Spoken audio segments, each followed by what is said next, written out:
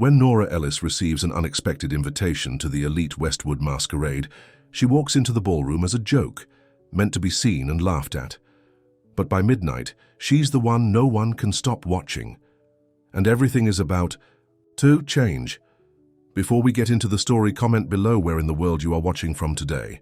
The morning sun beat down on the aging plantation-style mansion that sat like a fading memory on the outskirts of Willow Creek. The white columns had yellowed with time, and the paint peeled in places, but the Westwood name still carried weight. In this small southern town, Graham Westwood III stood at the window of his father's study, swirling bourbon in a crystal glass despite the early hour. At 38, his handsome face was beginning to show signs of the bitterness he carried inside. His dark hair was perfectly styled, his clothes expensive but casual, the uniform of a man who never had to try too hard. "Another party, Graham? Really?" His Aunt Eugenia's voice cut through the quiet room. She was the last of the old guard, a Westwood by blood, who believed in the family legacy more than Graham ever had. Graham turned, his smile practiced and hollow. "What else is there to do around here, Aunt Jeannie? Besides, my birthday is the perfect excuse to remind everyone that we still exist." "The Westwood name doesn't need reminding," she sniffed, adjusting her pearl necklace. "It's you who seems to forget what it means." Graham drained his glass. "What it means? A house we can barely afford to keep. Stories about the good old days. That weren't good for everyone, and drinks with people who only show up because they're curious about how far we've fallen." He laughed without humor. "Some legacy." Eugenia's face hardened. "Your father would be ashamed." "My father was always..." "Ashamed," Graham replied, pouring another drink. "At least I'm honest about who I am." Outside, through the window, a slender figure moved across the garden, carrying cleaning supplies toward the main house. Nora Ellis walked with her eyes down, her movements efficient. At 34, she had worked at the Westwood estate for 7 years, ever since Graham's father had hired her. She kept to herself, did her work well, and lived quietly in the small guest house with her 10-year-old son, Marcus. Graham watched her for a moment, then turned away. People like Nora were part of the background of his life, necessary but invisible.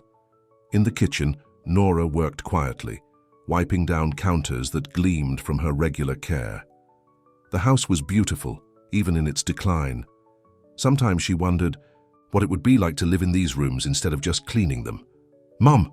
Marcus burst through the back door, his backpack bouncing. "I got an A on my science project." Nora's face lit up with a smile that transformed her serious features. "That's wonderful, baby. I knew you could do it." She pulled him into a hug, careful not to get cleaning solution on his school clothes. "The teacher said I could be a scientist someday if I keep working hard," Marcus said, his eyes bright with possibility. "You can be anything you want," Nora told him, meaning every word. It was why she studied nursing textbooks late into the night after Marcus went to bed. It was why she worked so hard at a job where people looked through her rather than at her. The sound of laughter drifted in from the front of the house. Graham's friends had arrived early, as they often did, ready to start drinking and planning the next meaningless event. "Go on to the guest house and start your homework," Nora told Marcus.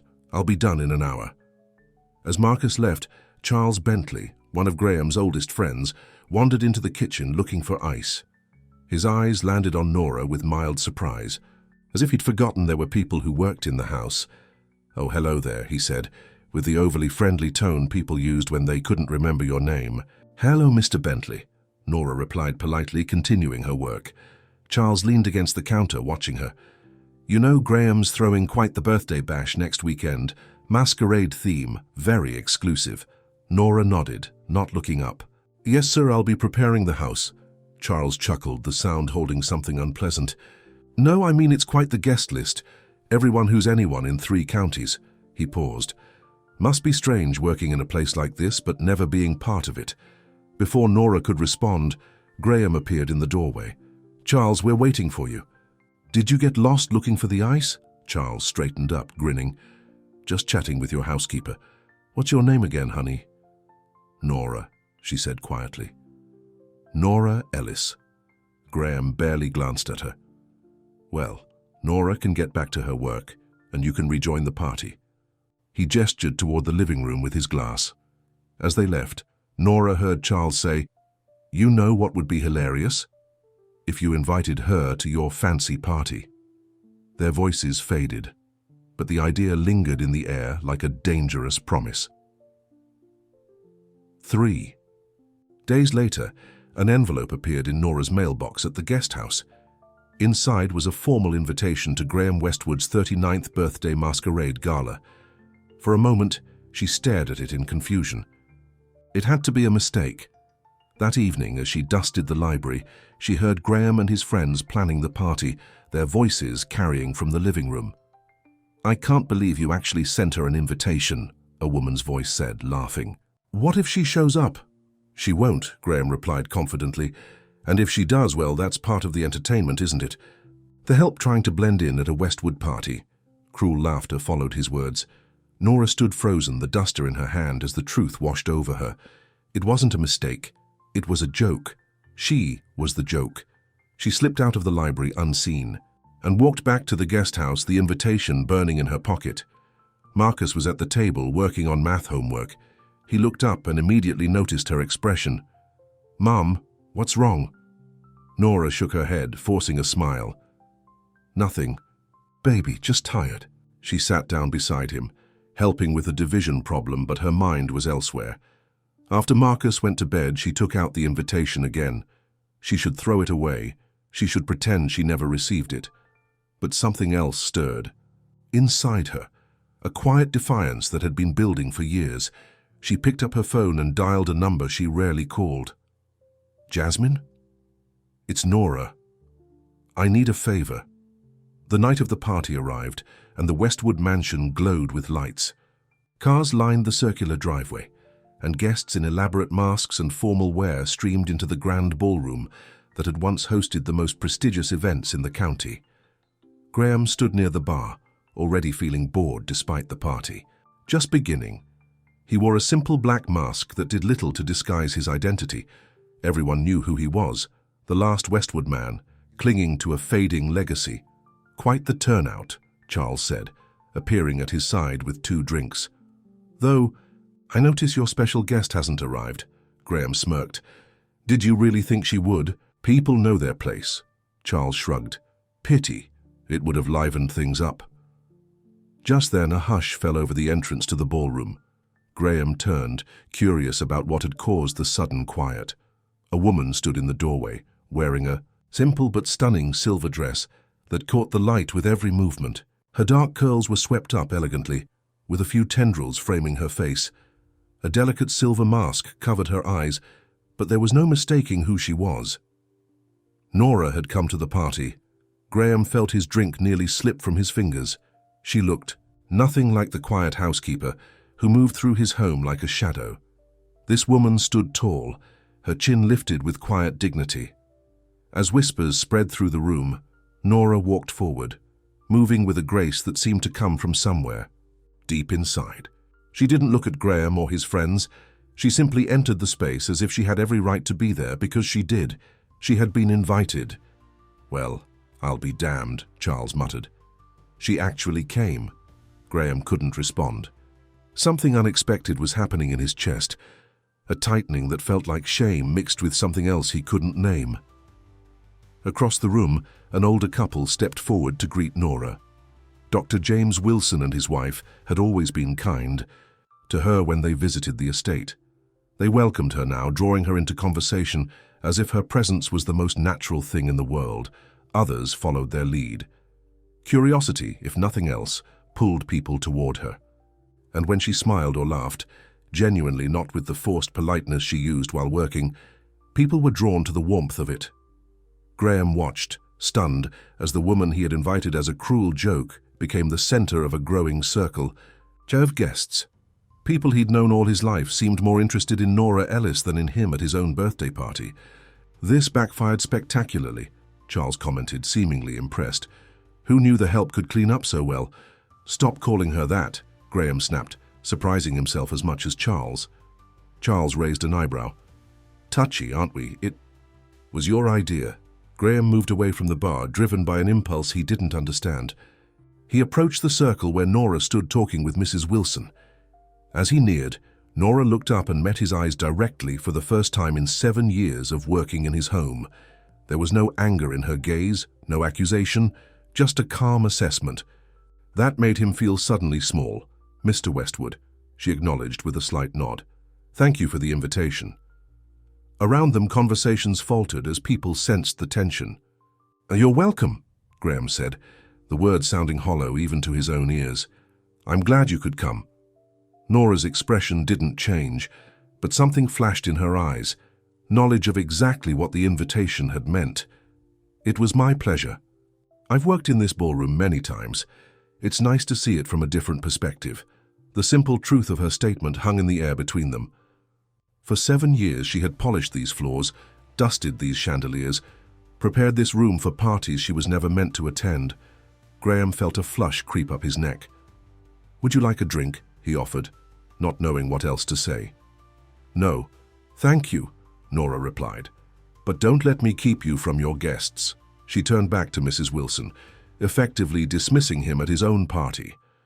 As Graham walked away, he felt dozens of eyes on him. The joke had turned, and somehow he was. Now the punchline. The party continued into the night. Nora moved through it carefully, never staying too long with any group, never calling attention to herself. Yet attention found her anyway. There was something about her quiet confidence that people responded to, a genuineness that stood out. In a room full of practiced smiles, Graham watched her from a distance, unable to look away for long. He drank more than he should have, trying to drown the unfamiliar feeling in his chest. Near midnight, he found himself alone on the terrace, needing a break from the noise and the curious glances. He didn't hear the door open behind him. "Your aunt is looking for you," Nora's voice came quietly. "It's time for the birthday toast." Graham turned, surprised to find her there. "Thank you." He hesitated, then added, "You didn't have to come tonight." Nora looked at him steadily. "No, I didn't." Then, "Why did you?" She was silent for a moment, considering her answer. "Because for once I wanted to be seen," she finally said. "Not as someone who cleans your house or serves your guests, but as a person." She smiled slightly, even if it was meant as a joke. The simple honesty of her words struck him with unexpected force. How long had she worked for him, moving through his life unnoticed? How many times had he looked past her rather than at her? It was wrong, he admitted, the words surprising him as much as they seemed to surprise her. The invitation. It was cruel, and I'm sorry. Nora's expression softened slightly. "I should go. Marcus is waiting for me at home." "Your son," Graham said, realizing he knew almost nothing about her life. "He must be 10 now?" "Yes," she replied, a genuine smile touching her lips at the mention of her child. "He's very smart, wants to be a scientist." Before Graham could respond, the terrace door opened again and Aunt Eugenia appeared, her face tight with disapproval. "Graham, everyone is waiting," she said sharply, her eyes darting between him and Nora. Then to Nora, "I believe your services won't be needed until tomorrow morning." The dismissal was clear. Nora nodded politely, her face returning to the careful mask she always wore at work. "Good night, Mrs. Westwood, Mr. Westwood." She slipped past Eugenia and back into the ballroom. "What are you thinking?" Eugenia hissed once Nora was gone. "People are talking." "Let them talk," Graham replied, a strange restlessness building inside him. For once they're saying something interesting. He returned to the party and gave the expected speech, thanking everyone for coming. But his eyes kept searching the room for a silver dress that was no longer there. Nora had gone home, back to her real life. But something had changed. For the first time, Graham Westwood couldn't stop thinking about the woman who had always been right in front of him, invisible until tonight. In the guest house, Nora hung up the borrowed silver dress carefully. Marcus was asleep on the couch, having tried to wait up for her. She gently covered him with a blanket, her heart full of love for this boy who was her whole world. "How was it?" her friend Jasmine texted. Nora stared at the phone, unsure how to answer. Finally she typed, "I was seen. It was enough, she told herself. For one night she had been more than invisible. She had been Nora Ellis, a woman in a silver dress standing in a room where people like her had once only been allowed to serve. Tomorrow, she would return to being the housekeeper. But something had shifted inside her too. She couldn't go back to being invisible. Not completely, not ever again. The morning after the party, Nora arrived at the main house earlier than usual. The ballroom was a disaster. Empty glasses abandoned on every surface, food trays picked clean, confetti and dropped masks scattered across the floor. It would take all day to restore order. She tied her hair back, put on her work gloves, and began collecting glasses. This was familiar territory. Cleaning up after the wealthy had fun, yet something felt different. She moved with a new awareness, her back a little straighter, her eyes no longer downcast. "Good morning?" Nora turned to find Graham standing in the doorway, looking rumpled and tired. It was unusual to see him awake this early, especially after a party. "Good morning, Mr. Westwood," she replied evenly, returning to her work. Graham shifted uncomfortably. "You don't have to clean all this yourself. I can call a service." "This is my job," Nora said simply. "I've handled bigger messes." He stepped further into the room. "About last night, we don't need to talk about it," she interrupted, not unkindly but firmly. "It was just one night. Today things go back to normal." Graham frowned. "What if I don't want them to?" The question hung in the air between them. Nora stopped working and looked at him directly, the way she had at the party. "What exactly are you saying, Mr. Westwood?" Before he could answer, Aunt Eugenia's voice cut through the moment. "Graham, there you are. We need to discuss the property. Taxes. They're due next week." Graham reluctantly turned away. "I'll be right there, Aunt Jeannie." As he left, he glanced back at Nora. Something passed between them, a question without words. Then he was gone, and Nora returned to the glasses, the confetti, the evidence of a world she had briefly touched but did not belong to. 2 days later, Graham found himself standing outside the guest house, hesitating. He'd never visited Nora's home before, had barely acknowledged it existed on his property. But after the party, after seeing her differently, he couldn't stop thinking about her. He knocked on the door before he could change his mind. Marcus answered, his young face curious. "Hello?" "Hi there," Graham said, suddenly awkward. "Is your mother home?" "She's studying," Marcus replied. "Who are you?" The question caught Graham off guard. This boy had lived on his property for years, yet they'd never properly met. "I'm Graham Westwood. I own the big house." Recognition dawned on Marcus's face. "Oh, Mum's boss." From inside, Nora's voice called out, "Marcus, who's at the door?" She appeared behind her son, textbooks spread out on the small dining table behind her. Surprise registered on her face when she saw Graham. "Mr. Westwood, is something wrong at the house?" "No, nothing's wrong," Graham said quickly. I wanted to talk to you." He glanced at Marcus. "If it's not a bad time." Nora hesitated, then nodded. "Marcus, finish your reading while I speak with Mr. Westwood."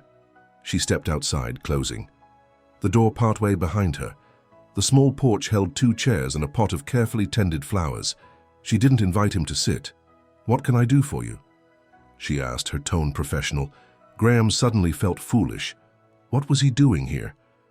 "I saw the light on and thought I'd check that everything was okay with the guest house. Any repairs needed?" It was a thin excuse, and they both knew it. "Everything's fine," Nora replied. "Is that all?" "No," Graham admitted. "I wanted to apologize again properly for the invitation. It was meant to be a joke, but it was at your expense, and that was wrong." Nora studied him for a moment. "Thank you for saying that." "You were studying," Graham said, nodding toward the house. "What are you studying for?" A flicker of surprise crossed her face at his interest. "Nursing. I take online courses at night." "That's impressive," he said sincerely. "How long have you been doing that?" 3 years, Nora replied. "I should finish next year if all goes well." Graham felt a stab of shame. 3 years she'd been working toward this goal while living on his property, and he'd never known, never asked, never shown the slightest interest in her life. "Is that what you've always wanted to do?" he asked. The question seemed to catch her off guard. Yes, she said after a moment. I want to help people, and I want Marcus to see that it's never too late to follow your dreams. From inside, Marcus called, "Mom, I'm done with chapter 3. Nora smiled, her whole face softening. I should go back inside. Of course, Graham nodded. Thank you for talking with me. As he walked back to the main house, Graham felt a strange sense of emptiness. The guest house had been warm and lived in, filled with books and schoolwork and the evidence of real lives being built. His own massive home suddenly seemed hollow by comparison. The following week, Nora arrived at work to find a large box on the kitchen counter with her name on it. Inside was a set of expensive nursing textbooks, newer editions than the worn second-hand copies she had been using. There was no note, but she knew who they were from. She set the books aside, unsure how to feel about the gesture. On one hand, it was thoughtful. On the other, she didn't want charity, especially not from the man who had invited her to his party as a joke. When Graham entered the kitchen later that morning, Nora was preparing a shopping list for the week. "Did you find the books?" he asked, trying to sound casual. "Yes," she replied. "Thank you, but I can't accept them." Graham frowned. "Why not?" "Because I've worked hard for everything I have," Nora said simply. "Even if it's not much. The books I have are worn, but they're mine. I earned them." Graham hadn't expected this response. "I was just trying to help." "I know," Nora acknowledged, "and that's new for you, so I appreciate the thought. But if you really want to help, there are better ways." "Like what?" Graham asked. Genuinely curious. Nora considered for a moment. "Marcus loves science, but the school doesn't have a proper lab. They need equipment, microscopes especially. That would help not just him, but all the kids in his class." Graham nodded slowly. "I could do that." "It would mean a lot to those children," Nora said. She paused, then added quietly, "More than expensive. Gifts mean to me." The gentle rebuke stung, but Graham knew she was right. He'd taken the easy way out, throwing money at a situation instead of making a real effort to understand what she needed. "I'll look into it," he promised. "And Nora, I am sorry about the party."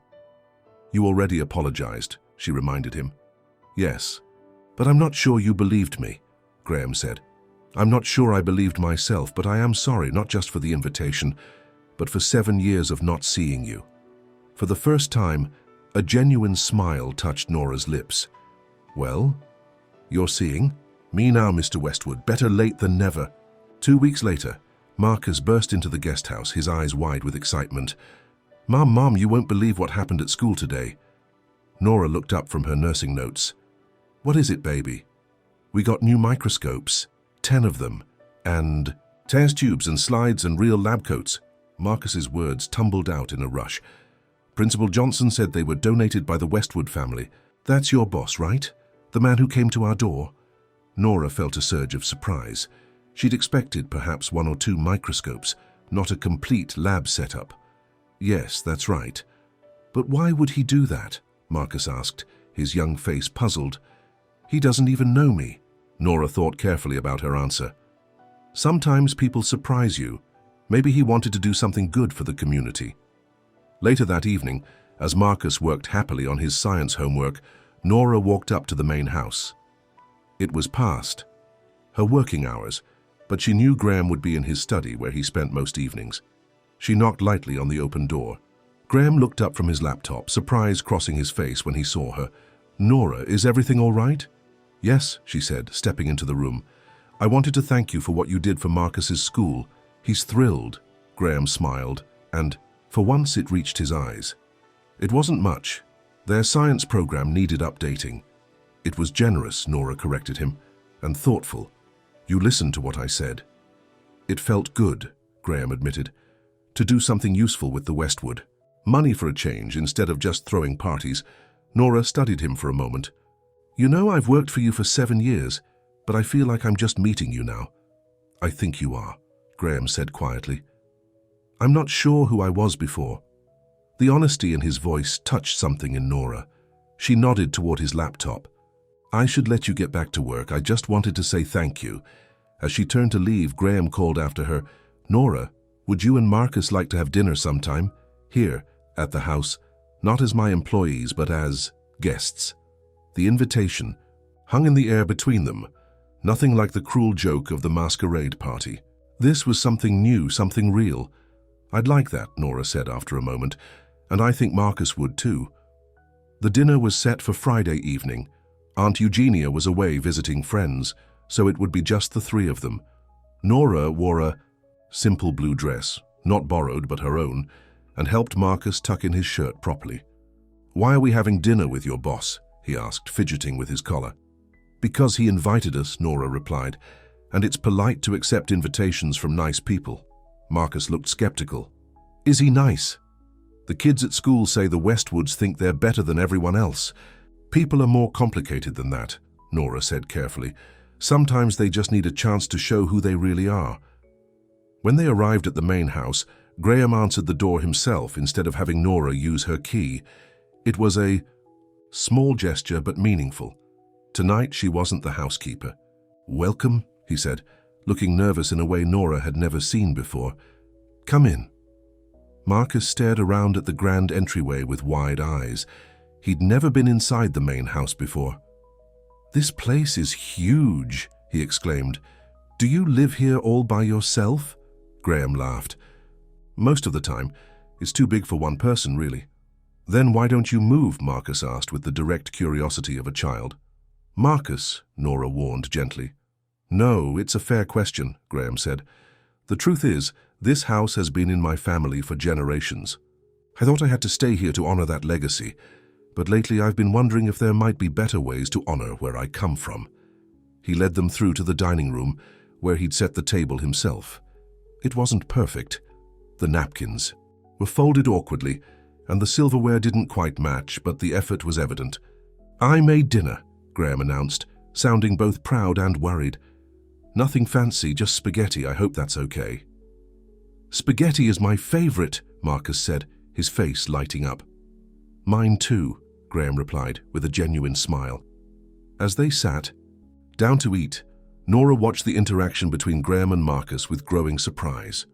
Graham asked Marcus about school, about science, about his friends, and he listened to the answers with real interest. He was relaxed and open in a way she'd never seen before, without the bitter edge he usually carried. "Mr. Westwood says I can come see his mother's old garden tomorrow," Marcus told Nora excitedly as they ate. "He says there are plants from all over the world there." "It's overgrown now," Graham explained. "No one's tended it properly since my mother died, but the bones of it are still there.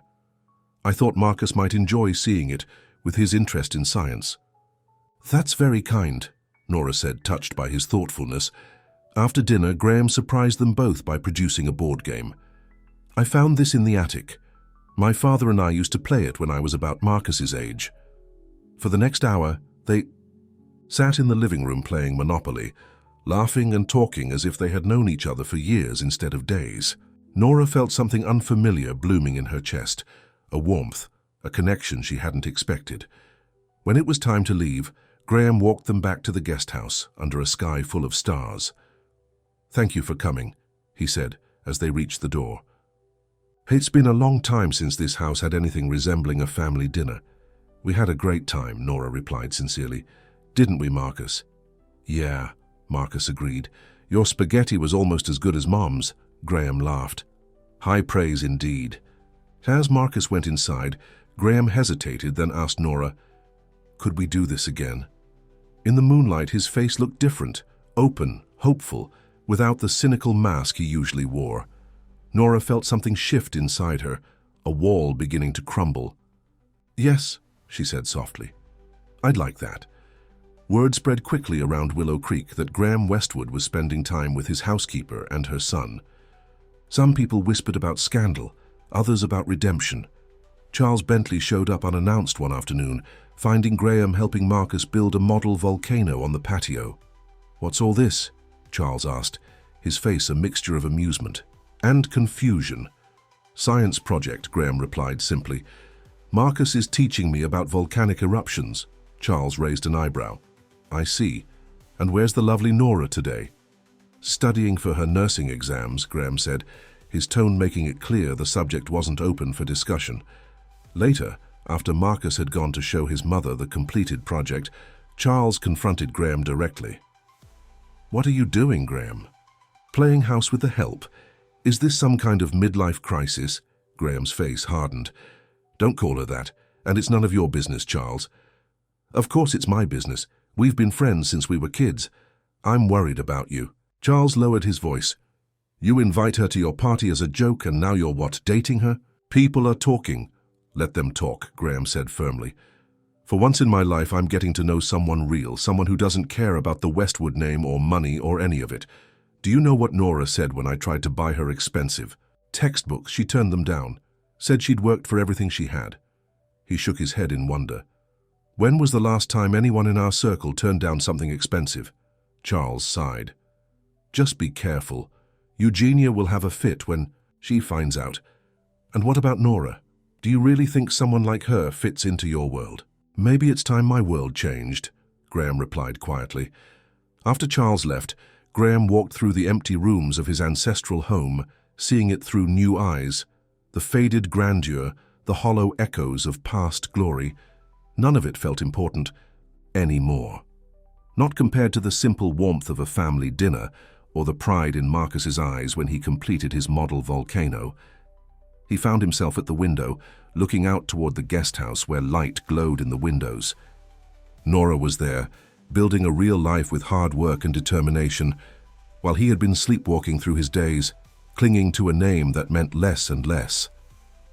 For the first time, Graham wondered if he could change, truly change, into someone worthy of being part of their world, rather than expecting them to fit into his. Aunt Eugenia returned from her trip the following week. She found Graham in the garden, clearing weeds from his mother's long-neglected flower beds. "What on earth are you doing?" she demanded, watching. Him work with dirty hands and a sweaty brow. "Gardening," Graham replied without looking up. "Mum loved these roses. I thought it was time someone took care of them again." Eugenia frowned. "We can hire a gardener for that. You're a Westwood." "Being a Westwood doesn't mean I can't work with my hands," Graham said, sitting back on his heels. "Maybe that's been our problem all along." "Our problem," Eugenia said tightly, "is that we're running out of money while you throw expensive parties and play games with the housekeeper's son instead of focusing on family business." Graham stood, brushing dirt from his hands. "Marcus. His name is Marcus, and he's a great kid. His mother is working toward a nursing degree while cleaning our house and raising him alone. They have dreams, Aunt Jeannie, real ones, not just memories of what used to be." Eugenia's face paled. "So the rumors are true. You're involved with that woman." "Her name is Nora," Graham said firmly. "And yes, I care about her. I care about both of them." "This stops now," Eugenia hissed. "Your father would be turning in his grave. A Westwood does not mix with the help." Graham felt a flash of anger. "My father is the one who hired Nora. He respected her. And I'm beginning to think he was a better man than I gave him credit for." "You're risking everything," Eugenia warned. "Our standing in this community, our legacy—" "Legacy?" Graham interrupted. "What legacy, Aunt Jeannie? A big house we can barely afford? A family name that reminds everyone of a time when people like Nora weren't allowed through the front door? Maybe it's time for a new legacy." He walked past her, back toward the house, leaving her speechless among the newly tended roses. Inside, he found Nora in the kitchen, preparing to leave for the day. Her face was troubled. "I heard," she said quietly. "Your aunt wasn't exactly being subtle." Graham sighed. "I'm sorry about that." "Don't be," Nora replied. "She's not wrong. We come from different worlds, Graham. This thing between us, whatever it is, it was never going to be simple." "I don't want simple," Graham said, stepping closer to her. "I want real. And what I feel when I'm with you and Marcus is the most real thing I've experienced in years." Nora looked up at him, her eyes filled with a mixture of hope and caution. "People will talk. They already are. It could make things difficult for Marcus at school." "Then we'll face that together," Graham said. He reached for her hand hesitantly. "If that's what you want to." Nora looked down at their joined hands, hers strong from years of work, his now marked with garden soil. "I never expected this," she admitted softly. "When I came to that party in the silver dress, I just wanted to be seen. I never thought—" "Neither did I," Graham said. "But here we are." For a moment, They stood in silence, the air between them, charged with possibility. Then from outside came the sound of Marcus calling for his mother. "I should go," Nora said, gently withdrawing her hand. "We'll talk more tomorrow." As she left, Graham felt both fear and exhilaration. The walls he had built around himself were crumbling, leaving him vulnerable but strangely free. Whatever came next, there was no going back to the man he had been before Nora walked into his party, wearing that silver dress. In the guest house, Nora found Marcus waiting with his homework spread across the table. "Mum, can we have dinner with Mr. Westwood again soon?" he asked eagerly. Nora smiled, touching her son's hair gently. "I think so, baby. I think so." Outside, storm clouds gathered on the horizon, promising change. Inside, in both houses, hope bloomed like flowers in a long-neglected garden. The rumors about Graham and Nora spread through Willow Creek like wildfire. At the country club, people whispered behind their hands. At Marcus's school, children repeated things they'd heard their parents say. Even at the supermarket, Nora noticed the curious glances and sudden silences when she walked by. "Just ignore them," her friend Jasmine advised as they shopped for groceries. "People always talk when they don't understand something." "What don't they understand?" Nora asked, selecting tomatoes with careful hands. Jasmine gave her a knowing look. "A wealthy white man from old money spending time with a hard-working black single mother. In this town, that's like a real-life soap opera to them." Nora sighed. "We're just friends." "Are you?" Jasmine challenged gently. "Because I've known you for years, and I've never seen you look at anyone the way you look at him now." Nora couldn't deny it. Something had changed between her and Graham since the night of the party. What had started as an apology had grown into genuine friendship, and now there were feelings she wasn't sure what to do with. "It's complicated," she said finally. "Love usually is," Jasmine replied with a smile. At the Westwood estate, Graham was facing his own battle. Aunt Eugenia had called a family meeting, which meant herself, Graham, and their lawyer, Jonathan Porter. "The Westwood Trust has specific provisions," Jonathan explained, looking uncomfortable as he spread papers across the study desk. "Your father was quite traditional in his views on family matters." "What exactly are you saying?" Graham asked, though he had a sinking feeling he already knew. Eugenia cut in. "If you continue this inappropriate relationship, you risk losing control of the family assets. The trust can be redirected to other branches of the family if the primary heir acts in ways that bring dishonor to the Westwood name." Graham stared at her in disbelief. "That's archaic. And who decides what brings dishonor?" "The trustees," Jonathan said quietly, "which currently means your aunt." Graham felt anger rising in his chest. "So you're threatening to cut me off if I don't stop seeing Nora?" "I'm trying to protect our family legacy," Eugenia insisted. "Your father would have wanted—" "Don't tell me what my father would have wanted," Graham interrupted, his voice hard. "He's not here, I am, and I'm tired of living my life according to rules made by dead men." He stood up, towering over the desk. "Do what you have to do, Aunt Jeannie. I'll do the same." As he stormed out, Jonathan called after him, "Graham, please be reasonable. We're talking about your inheritance." Graham paused at the door.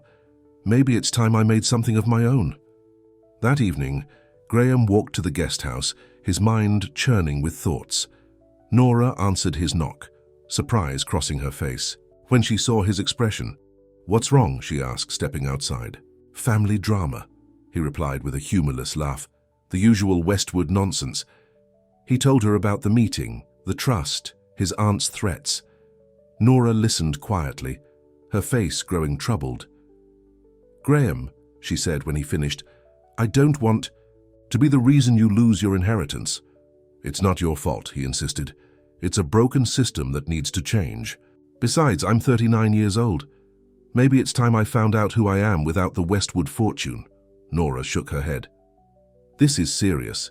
Your aunt is right about one thing. People are talking. At the grocery store today, a woman I've known for years pretended not to see me. Marcus came home upset because some kids at school were saying things." She trailed off, not wanting to repeat the cruel words. Graham's face darkened. What things? It doesn't matter, Nora said firmly.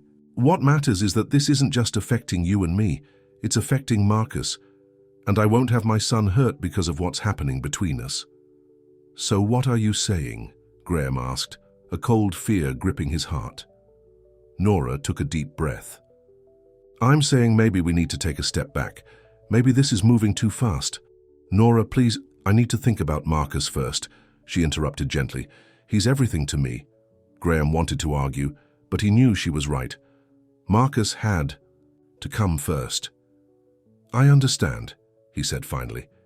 But Nora, I'm not giving up. Not on you. Not on us. She smiled sadly. Sometimes it's not about giving up. It's about facing reality. As Graham walked back to the main house, rain began to fall, matching his mood. He had finally found something real, something that mattered, and now it was slipping away because of old prejudices and an outdated legacy. Inside the dark house, he made a decision.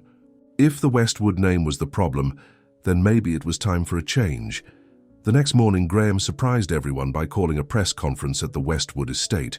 Local reporters gathered in the front garden, curious about what the famously private heir had to announce. Aunt Eugenia cornered him in the hallway before he went out. "What are you doing?" she hissed. "Making a change," Graham replied calmly. "You might want to watch." Outside, under the shade of ancient oak trees, Graham faced the cameras. From a distance, Nora watched from the kitchen window, her heart pounding with uncertainty. "Thank you for coming," Graham began.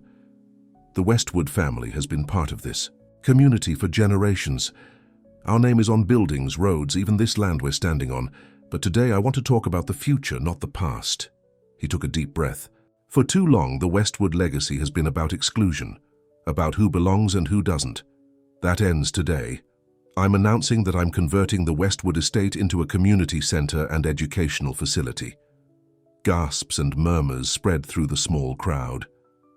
The main house will become a library and learning center, with a focus on local history, all of it, not just the parts my ancestors wanted told. The grounds will be open to the public as gardens and recreational space. He paused, letting his words sink in. "And yes, I'm moving out. It's time for new beginnings."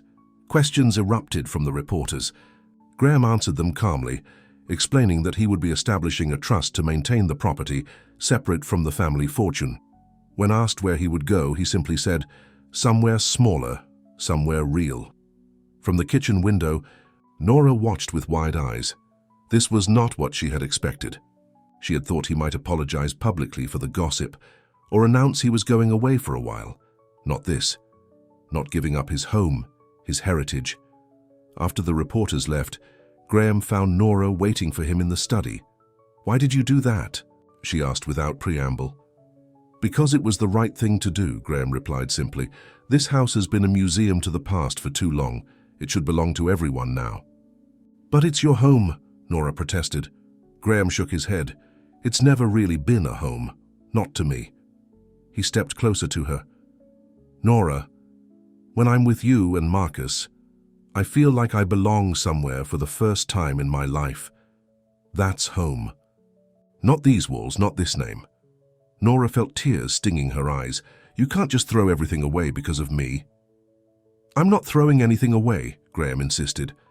"I'm building something new, something better." He took her hands in his.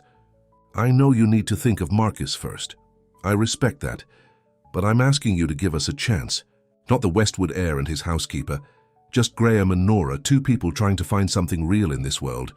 Before Nora could respond, the door burst open and Aunt Eugenia stormed in, her face flushed with anger. "Have you lost your mind?" she demanded. "Turning our family home into a common library?" "Your father would be appalled." "My father is gone," Graham said firmly, "and I think he'd understand better than you know." Eugenia's gaze fell on Nora, and her eyes narrowed. "This is your doing. You've turned his head with your manipulation." "That's enough," Graham said sharply. "Nora has done nothing wrong. If anything, she's tried to be the voice of reason while I've been figuring things out." "Figuring things out?" Eugenia scoffed. "You're throwing away centuries of family tradition for a cleaning woman." Nora straightened her back. meeting Eugenia's glare with quiet dignity. "Mrs. Westwood, I've never asked Graham for anything. Not money, not position, not even attention. All I've ever done is my job and try to build a good life for my son." "Convenient story," Eugenia sneered. "It's the truth," Nora replied calmly. "And if you knew your nephew at all, you'd know he makes his own decisions. No one turns his head or manipulates him. He does what he believes is right." Graham looked at Nora with surprise and admiration.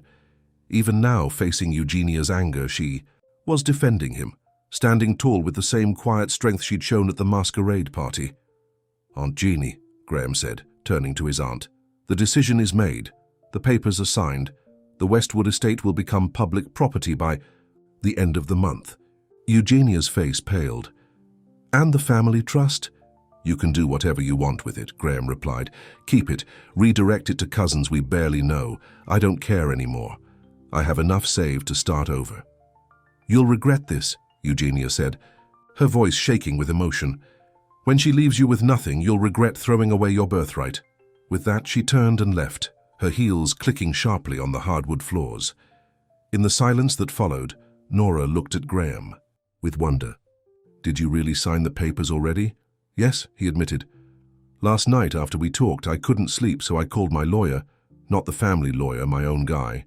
We drew up the paperwork, and I signed it this morning before the press conference." "But where will you go?" Nora asked. Graham smiled slightly. "I bought a small house on Maple Street, 3 bedrooms, a decent yard, nothing fancy. But it's mine, not the Westwood heirs, just mine." Nora didn't know what to say. The magnitude of what he had done, giving up his ancestral home, risking his inheritance, starting over, was overwhelming. "You don't have to decide anything now," Graham said gently, sensing her thoughts. "I'm not asking you to uproot your life or Marcus's. I just wanted you to know that I'm serious about change, about being someone worthy of you both." News of Graham's announcement spread quickly through Willow Creek. Reactions were mixed. Some praised his generosity. Others whispered about scandal and family disgrace. But for once, Graham didn't care what people thought. He felt lighter than he had in years. For the next 2 weeks, he worked tirelessly, meeting with community leaders about the transition of the estate, packing his personal belongings, and preparing for his move to the house on Maple Street. Nora watched it all with a mixture of admiration and worry. She continued her work at the main house, now with an uncertain future. Once the estate became a community center, would she still have a job? Would she and Marcus need to move from the guest house? Graham assured her they could stay as long as they needed, but Nora knew things had to change. The question was how, and when Marcus, meanwhile, had become Graham's enthusiastic helper, excited by the flurry of activity and change, he followed Graham around the estate, asking questions about what would happen to each room, offering suggestions for the new library. "The ballroom could be where kids do science experiments," he proposed one afternoon as they sorted through books in the study. "With tables and microscopes and stuff," Graham laughed. "That's a great idea. I'll add it to the plans." For all the upheaval, these were happy days, days of purpose and meaning. Graham found himself looking forward to mornings for the first time in years. He had something to build, something that mattered. And then there was Nora. Though she had asked for space, there were moments, shared smiles across a room, conversations that lingered longer than necessary, the brush of hands as they passed each other in the hallway. Small moments that held the promise of something more. One evening, as a summer storm rolled in, Graham was working late in the study when the lights flickered and went out. Thunder crashed outside, and rain pelted against the windows. He lit candles, and was about to head upstairs when he heard a knock at the back door. Opening it, he found Nora and Marcus on the doorstep, soaked from the rain. "The guest house is leaking," Nora explained, water dripping from her hair. "The old roof finally gave out." Come in," Graham said quickly, ushering them inside. "Let me get you some towels." Soon they were settled in the kitchen, mugs of hot chocolate warming their hands as the storm raged outside. Marcus's eyes were heavy with sleep, his head nodding as he fought to stay awake. "He can use one of the guest rooms," Graham offered. "There are plenty." Nora hesitated, then nodded. "Just for tonight until the storm passes." Graham led them upstairs. showing Marcus to a comfortable room that had once belonged to Graham's younger cousin during family visits. The boy crawled into the big bed, asleep almost before his head hit the pillow. In the hallway, Nora smiled at Graham. "Thank you for this." "You never have to thank me," Graham said softly. "Not for basic kindness." They stood in silence for a moment, the candlelight casting warm shadows on their faces. There was something intimate about being in the darkened house together, something that made the walls between them seem thinner. "I should get to bed too," Nora said finally. Graham showed her to another guest room just down the hall from Marcus. "If you need anything, my room is at the end of the corridor." As he turned to leave, Nora called his name. "Graham?" He looked back. "Yes?" "What you're doing with the estate, it's a good thing, an important thing." She smiled, a genuine warm smile that reached her eyes. "I'm proud of you." Those simple words meant more to Graham than all the praise he'd ever received. "Thank you," he said, his voice thick with emotion.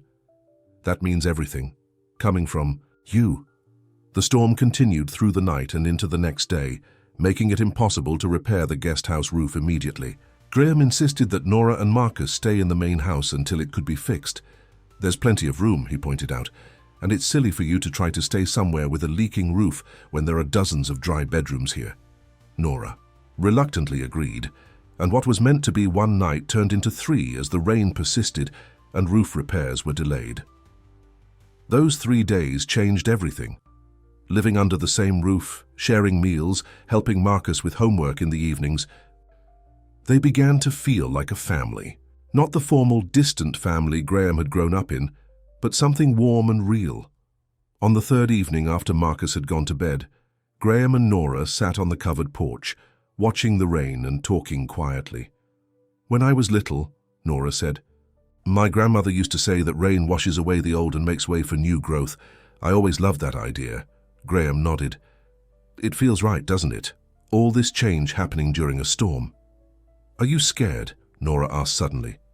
"About giving up everything familiar?" Graham considered the question. "I thought I would be, but honestly, I've never felt more alive. It's like I've been sleepwalking for years, and now I'm finally awake." He turned to look at her, his eyes sincere in the soft porch light. "What about you? Are you scared?" Nora's gaze met his. "Yes," she admitted, "but not of change. I'm scared of hoping for too much, of believing in something that might not last."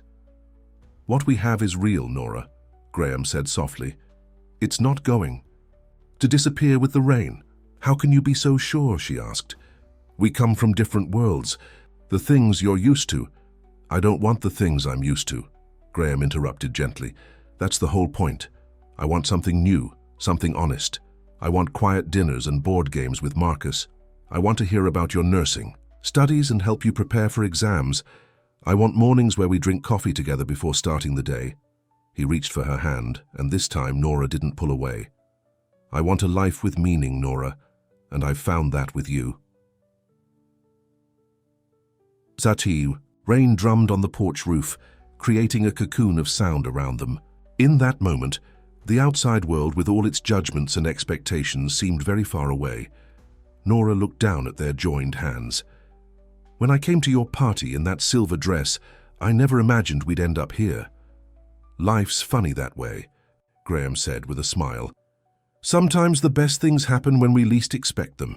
Slowly, giving her every chance to pull away, Graham leaned closer. Their lips met in a gentle kiss, sweet and brief, but filled with promise. When they separated, Nora's eyes remained closed for a moment, as if savoring the feeling. Then she looked at him with a mixture of joy and nervousness. "I should check on Marcus," she said softly. Graham nodded, understanding. "Of course." As she stood to go inside, she paused and looked back at him. "Graham, I'm glad I came to the party that night." "So am I," he replied. "More than you'll ever know." The next morning, the sun finally broke through the clouds. Graham woke early and went downstairs to find Marcus already in the kitchen, attempting to make pancakes. "Need some help?" Graham offered, surveying the flour-covered counters with amusement. "Mom's still sleeping," Marcus explained. "I wanted to surprise her with breakfast." "That's a great idea," Graham said, rolling up his sleeves. Let's do it, together. By the time Nora came downstairs, they had managed to produce a stack of slightly misshapen but edible pancakes, along with orange juice and coffee. What's all this? She asked, smiling at the sight of them working together in the kitchen. Breakfast, Marcus announced proudly. Graham showed me how to flip them without making a mess. Well, without making more of a mess. They sat down to eat together, the morning sun streaming through the windows, turning everything golden. Graham looked around the table at Marcus's animated face and Nora's gentle smile and thought, This is what I've been missing. After breakfast, as Marcus went to get dressed, Graham received a call from the contractor about the guest house. Roof, they can start repairs today, he told Nora, but it will take at least a week to fix properly and check for water damage. Nora nodded. We can manage. Maybe we can stay with Jasmine for a few days. Or you could stay here, Graham suggested, until the roof is fixed. You and Marcus. Nora hesitated. Graham, I don't know. It's just practical, he assured her, though they both knew it was more than that. Why disrupt Marcus's routine more than necessary? He seems comfortable here.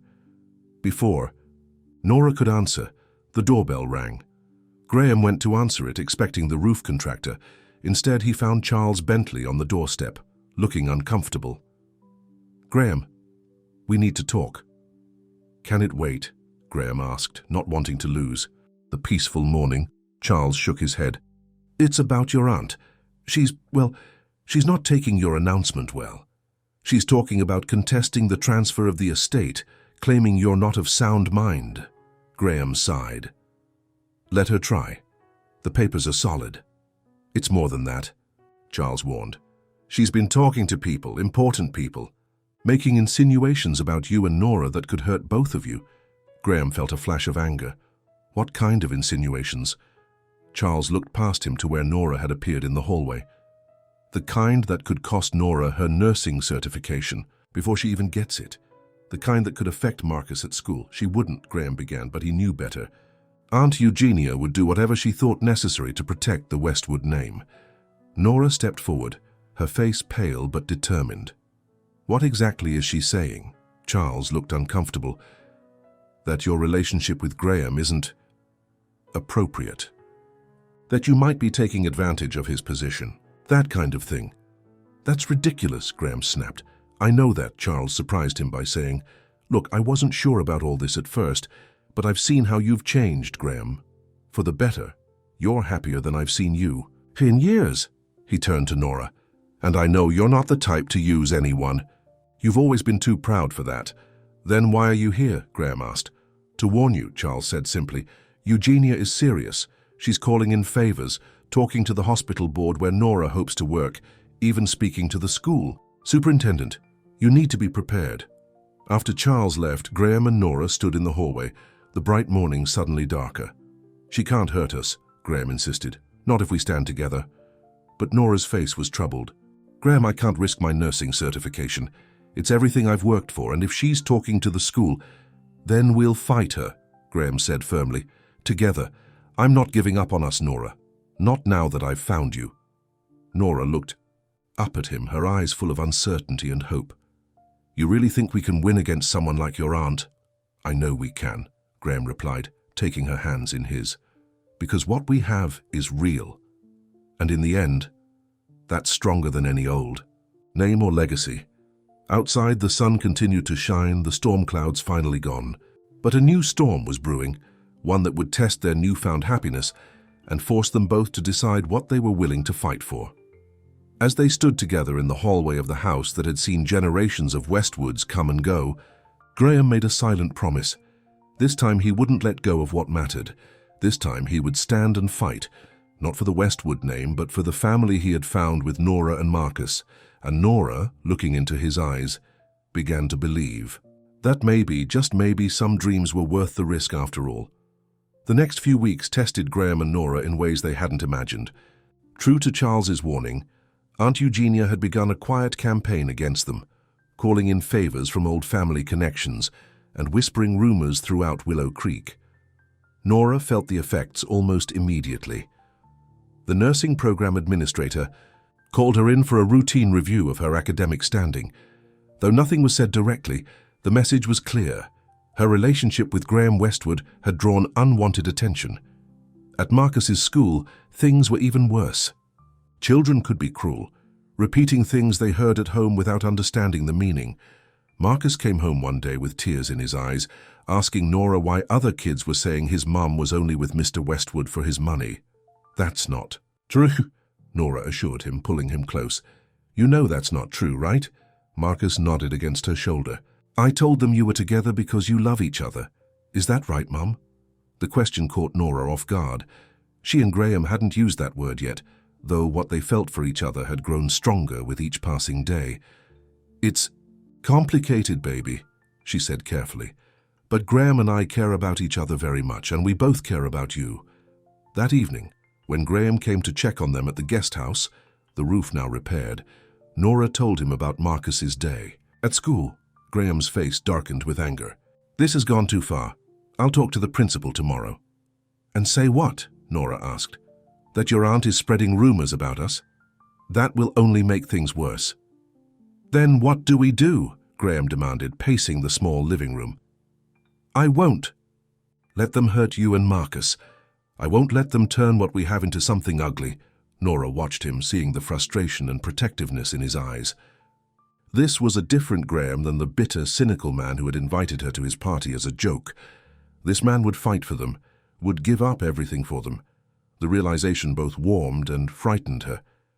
"Maybe," she began hesitantly, "maybe we need to give it some time, let the gossip die down." Graham stopped pacing. "What are you saying?" "I'm saying that until the estate transfer is complete, until your aunt can't use the Westwood name as a weapon anymore, maybe we should be more discreet." The words tasted bitter in her mouth, but she forced herself to continue. "For Marcus's sake, for all our sakes. You want us to hide?" Graham asked, hurt evident in his voice. "Not hide," Nora corrected gently. "Just step back a little. Give people less to talk about until the dust settles." Graham sat down beside her, taking her hands in his. "Nora, I've spent my whole life caring too much about what other people think. I don't want to do that anymore. I don't want to pretend that you and Marcus aren't the most important people in my world." His sincerity touched her deeply. "I don't want that either," she admitted, "but I need to protect my son and my future." She squeezed his hands. "It's just for a little while, until your aunt realizes she can't win." Graham was quiet for a long moment. "If that's what you need, then that's what we'll do," he said finally. "But Nora, don't doubt for a second how I feel about you, about both of you." As he stood to leave, Nora followed him to the door. "Graham," he turned back to her, and she reached up to touch his face gently. "What Marcus said to the kids at school, about us loving each other. I told him it was complicated, but the truth is," she took a deep breath, "the truth is I do love you. I didn't expect it, and I tried not to let it happen. But I do." Graham's face softened, his eyes filling with emotion. "I love you too, Nora. More than I've ever loved anyone." He kissed her gently, a kiss full of promise and hope despite the challenges they faced. Then he left, walking back to the main house through the gathering dusk. In the guest house, Nora touched her lips, wondering how her life had changed so completely since the night she put on a silver dress and walked into a room where she was never meant to belong. For the next 2 weeks, Graham and Nora kept their distance in public, though they spoke on the phone every night after Marcus went to bed. The guest house roof was fixed, and preparations for turning the estate into a community center continued.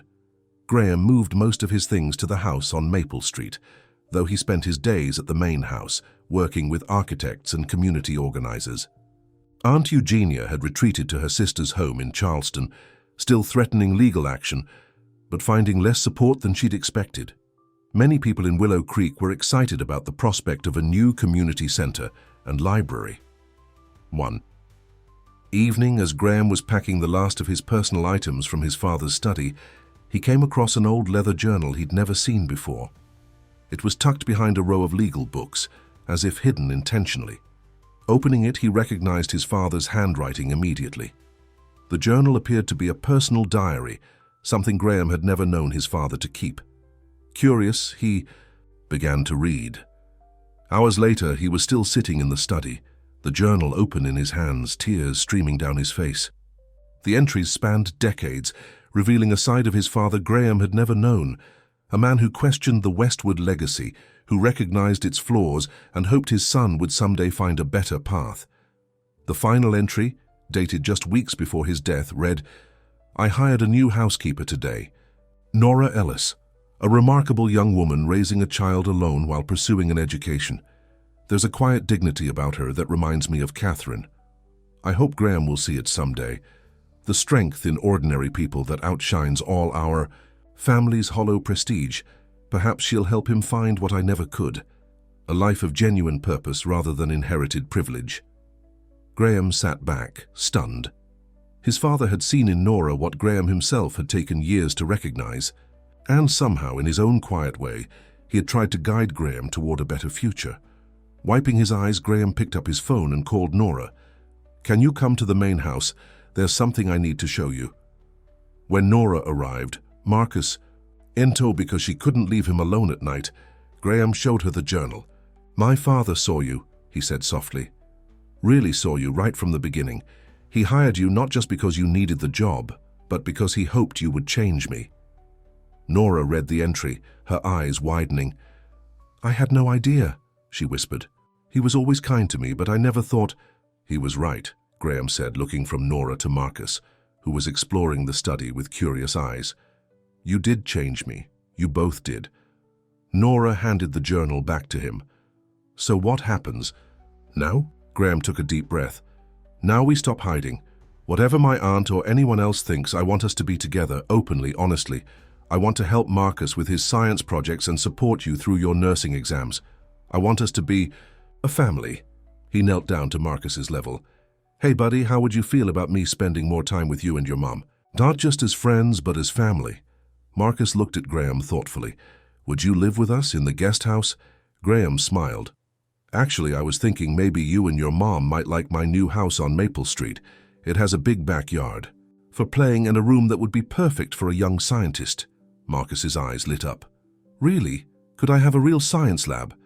"We'll see about that," Nora cut in, trying to hide her smile. Graham stood, facing Nora. "What do you think? No, it's fast and we can take it as slowly as you need. But I don't want to pretend anymore. I love you, Nora Ellis. You and Marcus are the family I choose."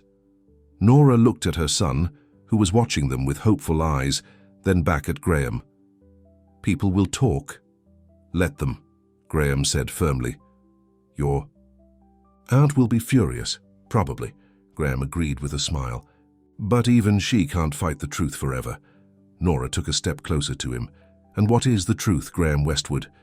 "The truth is that the woman in the silver dress stole my heart," Graham said softly, "and I never want it back." For a long moment, Nora said nothing. Then, with a smile that lit up her whole face, she said, "Yes." "Yes?" Graham repeated, his heart hammering. "Yes to the house on Maple Street. Yes to being a family. Yes to all of it." Graham pulled her into his arms, lifting her off her feet in his joy. Marcus clapped his hands, caught up in the moment, even if he didn't fully understand its significance. "Does this mean Graham's going to be my dad?" he asked innocently. Nora looked at Graham, a question in her eyes.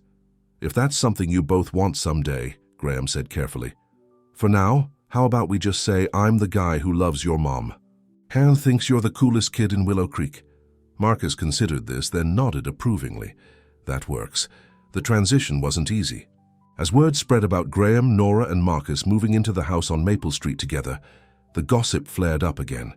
Some people cut them at the grocery store or crossed the street to avoid speaking to them. Others, to their surprise, offered congratulations and support. Charles Bentley stopped by their new home one evening with a bottle of champagne. "For the happy family," he said, seeming genuinely pleased for them.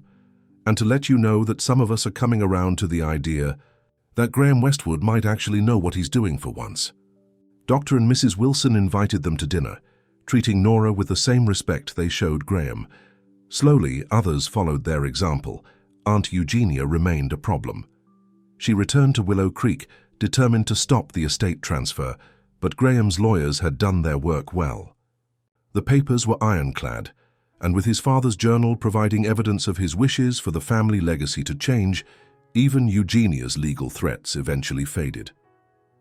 The nursing program director, impressed by Nora's dedication and perfect grades, despite the personal challenges she faced, became one of her strongest supporters. "We need more nurses with your determination," she told Nora during her final evaluation. "This community will be lucky to have you." As for Marcus, his situation at school improved when Graham volunteered to help organize a science fair, donating equipment and bringing in speakers from the state university. Seeing Graham's genuine interest in education and his obvious affection for Marcus, many parents changed their tune. Children, taking cues from the adults around them, followed suit. 6 months after the masquerade party where it all began, the Westwood estate officially opened as the Willow Creek Community Center and Library. Graham, Nora, and Marcus stood together as Graham cut the ribbon, officially turning over the property to the town. "My father would be proud," Graham said in his short speech, "not because his name is on the building, but because it now belongs to everyone. That's a legacy worth passing on." Later that evening, as they walked through the former ballroom, now filled with books and learning areas, just as Marcus had suggested, Nora squeezed Graham's hand. "You've done something remarkable here," she said. "You've turned a symbol of exclusion into a place where everyone belongs." Graham smiled, watching Marcus explore the new science corner with excitement. "I had a good teacher, too, actually." He pulled Nora closer. "You know, I never thought I'd say this, but I'm grateful for that stupid party invitation. The cruelest thing I ever did led to the best thing that ever happened to me." "Life's funny that way," Nora agreed. "Sometimes our worst mistakes lead us where we're meant to be." As they prepared to leave, Graham noticed a glass display case in the entrance hall. Inside was a silver dress, carefully preserved. "What's this?" he asked in surprise. The center director beamed. "Mrs. Wilson donated it. She said it's an important part of the story of this place, a symbol of change and new beginnings. Do you like it?" Graham looked at Nora, whose eyes had widened at the sight of the dress she'd borrowed for that fateful night. "I think it's perfect," Graham said softly. "Sometimes the smallest things can change everything." 1 year to the day after the masquerade party, Graham stood nervously in the garden behind the house on Maple Street. String lights twinkled in the trees, and chairs had been arranged in rows, facing a simple arch covered in flowers. Charles, serving as best man, adjusted Graham's tie. "Relax, man, she's not going to change her mind." "I know," Graham said, though his heart was racing. "I just want everything to be perfect for her."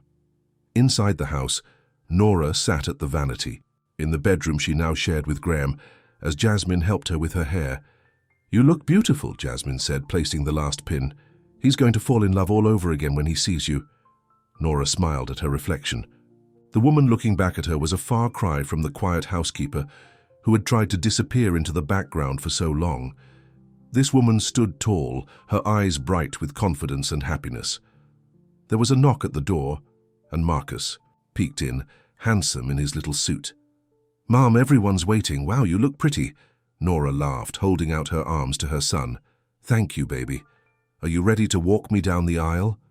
Marcus nodded solemnly. "Graham and I practiced. I know exactly what to do." Outside, the small gathering of friends waited expectantly. Dr. and Mrs. Wilson, Nora's colleagues from the hospital where she now worked as a nurse, the center director, even a few people from the old country club set who had come around to supporting Graham's new life. Aunt Eugenia was not among them. Despite a cautious invitation, she had refused to attend, still unable to accept Graham's choices. Graham had made peace with her absence, understanding that some people would never change. As the music began, Graham looked up to see Marcus walking proudly toward him, his hand guiding Nora down the aisle. She wore a simple white dress, not silver this time, but just as magical to Graham's eyes. When they reached him, Marcus solemnly placed Nora's hand in Graham's, just as they had practiced. "Take good care of my mom," he whispered, loudly enough for everyone to hear, drawing smiles and a few happy tears. "I promise," Graham whispered back, his voice thick with emotion. As they spoke their vows under the flower-covered arch, with Marcus. Standing proudly beside them as best son, Graham looked at the woman who had changed his life simply by refusing to be invisible. "1 year ago, you walked into a room wearing a silver dress, and the world shifted," he said, going off script from their planned vows. "You showed me what real dignity looks like, what real strength looks like, and most importantly, what real love looks like. I promised to spend the rest of my life trying to be worthy of that love." Nora's eyes glistened with tears as she responded, "You invited me to a party as a joke, but I came for myself, to be seen. What I never expected was how you would see me, completely, honestly, lovingly. I promise to keep seeing you the same way every day for the rest of our lives." When the minister pronounced them husband and wife, Graham kissed Nora to the cheers of their friends and the excited clapping of Marcus, who couldn't wait to officially be a family. At the reception, in their backyard, Charles raised a toast. To Graham and Nora Westwood Ellis, proof that sometimes the most unexpected beginnings lead to the most beautiful endings. As they danced under the stars, Nora in Graham's arms, he whispered, "Are you happy, Mrs. Westwood Ellis?" Nora smiled, up at him, her eyes shining with love. "Happier than I ever thought possible, Mr. Westwood Ellis." From the edge of the dance floor, Marcus watched them with a contented smile. His mother was dancing with the man she loved. His new science lab was being set up in his bedroom as a wedding gift, and tomorrow they would officially be a family on paper, just as they had been in their hearts for months. Life wasn't perfect. There were still people in Willow Creek who whispered when they walked by. Aunt Eugenia still refused to acknowledge their marriage. The path forward wouldn't always be smooth. But as Graham held Nora close, as Marcus joined them on the dance floor for a family hug, they knew they had found something real in each other, something stronger than old names or legacies or social expectations. They had found home. And somewhere, in a glass case at the Willow Creek Community Center, a silver dress stood as a silent reminder that sometimes the courage to be seen exactly as you are can change not just your own life, but the lives of everyone around you. For Nora Ellis, who had been invisible for so long, being seen by Graham Westwood had been the beginning. For Graham, truly seeing Nora had been his salvation. And for Marcus, watching their love grow had taught him the most important lesson of all, that families come in all forms, but the best ones are built on love, respect, and the willingness to stand together, no matter what others might say. As the celebration continued around them, Graham pulled Nora close for another kiss. "Thank you," he whispered against her lips. "For what?" she asked, smiling up at him. "For coming to my party in that silver dress," Graham replied. "For changing everything." "Thank you for finally seeing me," Nora whispered back, "for loving us." And as the stars shone overhead and music filled the warm summer night, the woman who had once been invisible and the man who had once been blind to what mattered most held each other close, knowing that they had found in each other the greatest gift of all, the chance to be truly, completely seen and loved, exactly as they were.